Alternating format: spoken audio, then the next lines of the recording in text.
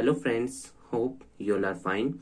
Today we are going to continue our fifth part of Indian constitutional videos, and today we are going to study the main two important topics. The first one is Council of Ministers and second one is emergency powers of President of India. So let us continue. Council of minister, मंत्री परिषद। तो देखो, मंत्री परिषद केंद्र सरकार के level पे भी बनता है और राज्य सरकार के लेवल पे भी बनता है। भारत में केंद्र सरकार के लेवल पे काउंसिल ऑफ मिनिस्टर के अंदर आर्टिकल 74 में बताया गया है PM plus all other ministers, ठीक है। और स्टेट के लेवल पे article 163 CM chief minister plus all other minister. जैसे ये हो गया आपके स्वास्थ्य मंत्री हो गए राज्य के अंदर, फाइनेंस मिनिस्टर हो गए राज्य के अंदर, गृह मंत्री राज्य के अंदर, वो सब चीजें। और केंद्र लेवल पे भी यही मंत्री होते हैं, वो उनका लेवल बड़ा हो जाता है, पावर्स बड़ी हो जाती है और इनकी थोड़ी छोटी होती है। तो type of ministers, council of minister के अंदर कितने तरह के मंत्री आते हैं? 3 तरह के, cabinet minister, state minister, deputy ministers. Let us see further what are cabinet ministers. ये सबसे बड़े होते हैं इस काउंसिल ऑफ मिनिस्टर में, याद रखना। Minister of larger ministry means minister of important ministry, जिनके पास बहुत महत्वपूर्ण मंत्रालय होते हैं और ये उन मंत्रालयों में मतलब कि इनका मेन डिसीजन होल्डर्स ये होते हैं। State ministers for the help of cabinet ministers, जो किसकी मदद के लिए बनाए जाते हैं? कैबिनेट मिनिस्टर्स की मदद के लिए बनाए जाते हैं। Sometime state ministers work as independent charge, और कई बार इन्हें स्वतंत्र प्रभार भी दिया जाता है मंत्रियों को। Independent charge minister for small ministries, ठीक है, जैसे छोटे जो मंत्रालय हैं उनके लिए स्वतंत्र प्रभार दे दिया जाता है। डिप्टी मिनिस्टर्स क्या होते हैं? Ministers for the help of state ministers, ठीक है, जो किसकी मदद के लिए बनाए जाते हैं? स्टेट मिनिस्टर्स के लिए, उनको हम क्या बोलते हैं? Deputy ministers. कैबिनेट मिनिस्टर के आप समझ गए हैं कि काउंसिल ऑफ मिनिस्टर के अंदर 3 तरह के मंत्री आते हैं, cabinet minister, state minister plus deputy minister. और इन तीनों को साथ जब हम प्रधानमंत्री को जोड़ते हैं तो क्या बनती है? काउंसिल ऑफ मिनिस्टर बनती है। अब एक सीएम के अंदर स्टेट मिनिस्टर्स काम करते हैं और एक स्टेट मिनिस्टर के अंदर डिप्टी मिनिस्टर्स काम करते हैं। तो याद रखना, डिप्टी मिनिस्टर किसकी मदद के लिए बनाया जाता है? स्टेट मिनिस्टर की। और स्टेट मिनिस्टर या तो कैबिनेट मिनिस्टर की हेल्प करता है या फिर इंडिपेंडेंट उन्हें छोटे मंत्रालय भी दे दिए जाते हैं, ठीक है। या तो ये इसकी हेल्प करेगा, ये मिनिस्टर जो भी यहाँ पे आएगा स्टेट मिनिस्टर में, राज्य मंत्री में, या फिर उसको स्वतंत्र प्रभार दिया गया होगा। यूनियन कैबिनेट, केंद्र सरकार का मंत्रिमंडल। Union cabinet word mention under article 352, याद रखिएगा। It was added by 44th constitutional amendment in 1978 में ये जोड़ा गया। PM and the cabinet ministers are collectively known as union cabinet. प्रधानमंत्री और कैबिनेट मिनिस्टर्स को, जैसे फाइनेंस मिनिस्टर या फिर आपके हो गए ट्रांसपोर्ट मिनिस्टर हो गए जो केंद्र लेवल पे होते हैं, होम मिनिस्टर हो गए, वो सब कैबिनेट मिनिस्टर प्लस प्रधानमंत्री, तो क्या बन जाती है? Union cabinet. यूनियन कैबिनेट के अंदर कौन आ जाते हैं? Council of ministers. और अभी हमने पढ़ा काउंसिल ऑफ मिनिस्टर के अंदर 3 तरह के मंत्री होते हैं, cabinet minister, state ministers, deputy ministers plus प्रधानमंत्री। Eligibility of ministers is same as member. जिस भी सदन का मतलब वो मेंबर बन रहे हैं वही सेम एलिजिबिलिटी है। या तो आपको राज्यसभा का मेंबर बनना होगा या आपको लोकसभा का मेंबर बनना होगा अगर आप केंद्र लेवल पे। और अगर आप इनमें से किसी एक के भी मेंबर नहीं है और फिर भी आपको मतलब कि एक व्यक्ति को अपॉइंट कर दिया जाता है मिनिस्टर की पोस्ट पे, तो उसको 6 मंथ का टाइम दे दिया जाता है जिसमें उसको इन दोनों सदन में से चुनना मतलब कि चुन के जीत के आना पड़ेगा। पीएम अपॉइंटेड बाय प्रेसिडेंट, याद रखिएगा कंपटीशन का क्वेश्चन। भारत में प्रधानमंत्री को कौन अपॉइंट करता है? President. And other ministers are also appointed by president, और जो दूसरे मंत्री होते हैं वो भी प्रेसिडेंट के द्वारा अपॉइंट होते हैं। पर उन दूसरे मंत्रियों को अपॉइंट करने की एडवाइस, सिर्फ एडवाइस कौन देता है? प्रधानमंत्री। किसको? राष्ट्रपति जी को। फिर राष्ट्रपति जी उन व्यक्तियों को कैबिनेट मिनिस्टर्स बना देते हैं। Council of ministers personally responsible, किसके प्रति रेस्पॉन्सिबल होती है? देखो, जैसे प्रेसिडेंट के प्रति होती है, ठीक है। प्रधानमंत्री अगर अपना रेजिग्नेशन अपॉइंट कौन करता है? प्रधानमंत्री जी को प्रेसिडेंट करते हैं। और प्रधानमंत्री जी अपना रेजिग्नेशन किसको देंगे? प्रेसिडेंट को। याद रखना, अगर प्रधानमंत्री जी ने अपना रेजिग्नेशन दिया तो वो पूरी काउंसिल ऑफ मिनिस्टर का रेजिग्नेशन माना जाएगा। तो सभी मंत्रियों को रिजाइन करना पड़ेगा अगर प्रधानमंत्री रिजाइन करते हैं। अदर मिनिस्टर्स किसके द्वारा अपॉइंट होते हैं? जो प्रधानमंत्री से अलग होते हैं काउंसिल ऑफ मिनिस्टर्स में प्रेसिडेंट के द्वारा ही अपॉइंट होते हैं और अपना रेजिग्नेशन भी किसी सौंपते हैं? प्रेसिडेंट को ही। ठीक है। और एडवाइस कौन देता है कि इस व्यक्ति को मंत्री बनाना है? तो ये एडवाइस कौन देगा? प्रधानमंत्री जी देंगे। और इस व्यक्ति को अगर मंत्री पद से हटाना है तो ये एडवाइस भी कौन देगा राष्ट्रपति जी को? प्रधानमंत्री जी देंगे। ये आप याद रखिएगा, बहुत इंपॉर्टेंट कंसेप्ट हैं। Council of ministers collectively responsible to Lok Sabha के प्रति उत्तरदायित्व होते हैं। Council of ministers general responsive to Lok Sabha. Prime minister is the leader of council of minister. ठीक है। काउंसिल ऑफ मिनिस्टर्स का लीडर कौन होता है? प्रधानमंत्री। और अगर प्रधानमंत्री ने रिजाइन कर दिया तो पूरी काउंसिल ऑफ मिनिस्टर को रिजाइन करना पड़ेगा।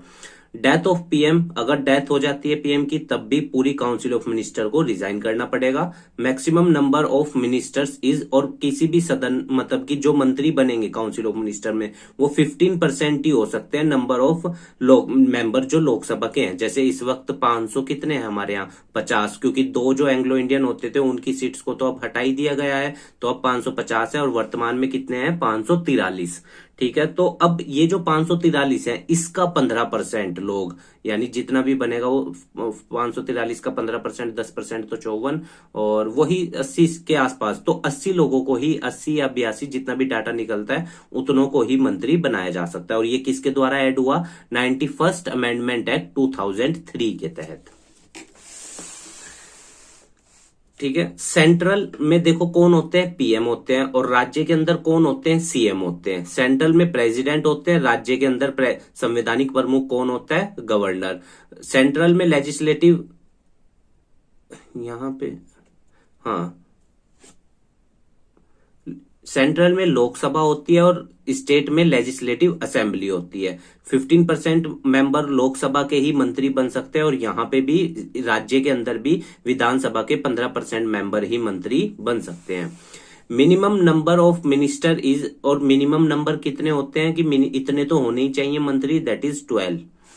Emergency, emergency means abnormal condition, provision of emergency. अब दूसरा टॉपिक जो हमारा शुरू हो रहा है, आपातकाल। देखिए भारत के अंदर पार्ट 18 में, टोटल 22 पार्ट हैं भारतीय संविधान के, उसमें से पार्ट 18 में आर्टिकल 352, 356 एंड 360 में, इन तीनों में आपातकाल के बारे में बताया गया है। 352 में नेशनल इमरजेंसी बताई गई है, 356 में आर्टिकल 356 में प्रेसिडेंट रूल, और आर्टिकल 360 में फाइनेंशियल इमरजेंसी बताई गई है। So let us read first what is national emergency. Condition A, कब लगती है national emergency? Let us see. War और कंडीशन ऑफ वार और एक्सटर्नल अटैक, अगर युद्ध की स्थिति है या फिर कोई बाहरी आक्रमण होने वाला है तब नेशनल इमरजेंसी लगती है आर्टिकल 352 के तहत।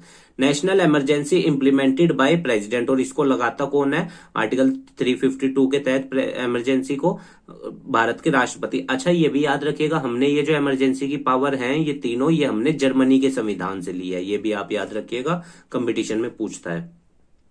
National emergency must be supported by parliament with in a month, और जैसी नेशनल इमरजेंसी लगाई जाती है तो 1 महीने के अंदर अंदर उसको संसद से भी पास करवाना पड़ता है।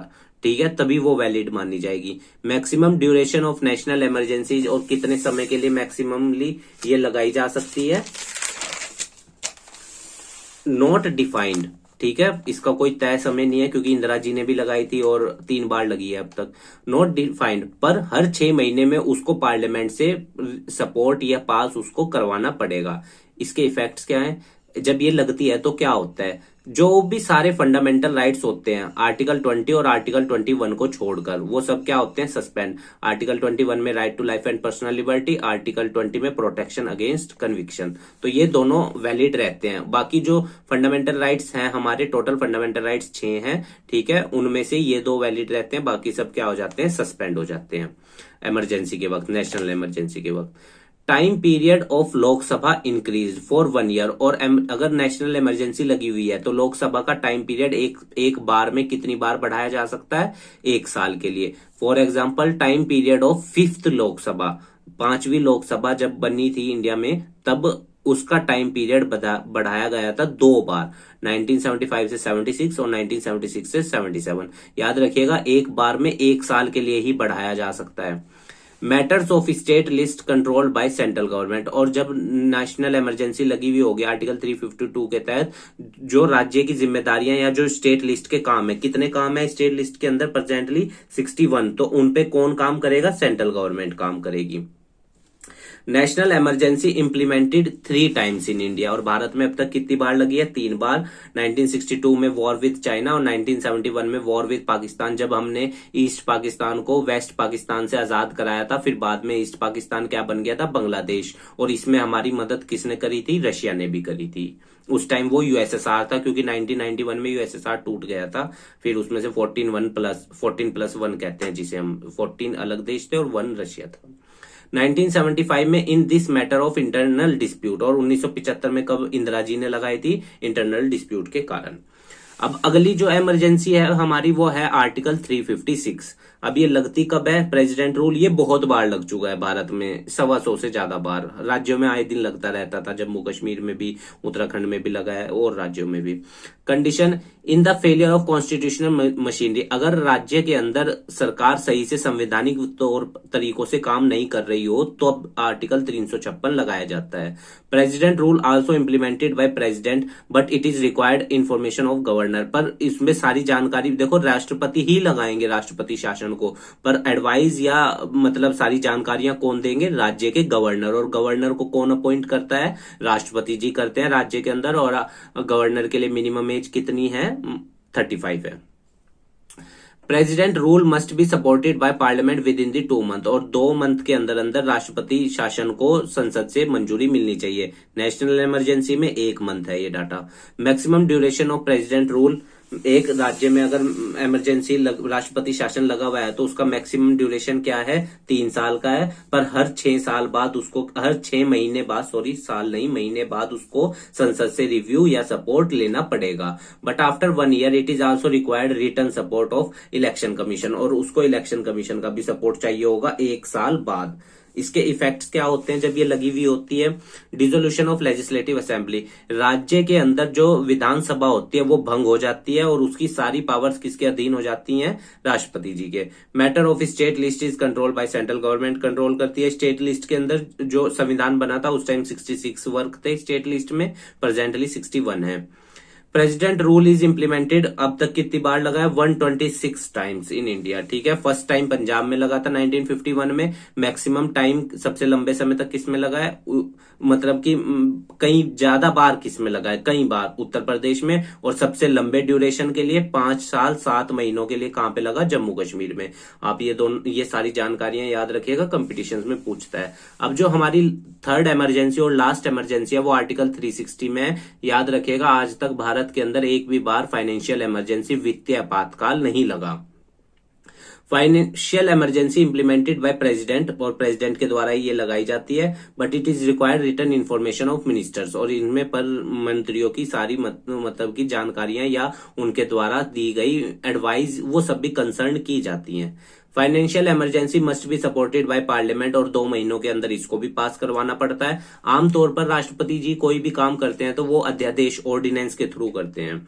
Maximum duration of financial emergency is not defined, और ये कहीं पे भी डिफाइन नहीं है मैक्सिमम ड्यूरेशन, पर हर 6 महीने बाद इसको लोकसभा से, मतलब कि पार्लियामेंट से सपोर्ट लेना पड़ेगा। और पार्लियामेंट किसको मिला के बनता है इंडिया में? लोकसभा, राज्यसभा एंड राष्ट्रपति जी। इफेक्ट क्या होते हैं जब ये होती है? सैलरी डिडक्शन काट दी जाती है गवर्नमेंट एम्प्लॉइज की, पर प्रेसिडेंट की सैलरी नहीं कटेगी। अच्छा, ये भी याद रखेगा, इंडिया में राष्ट्रपति जी की सैलरी कितनी है इस वक्त? 5 लाख रुपए।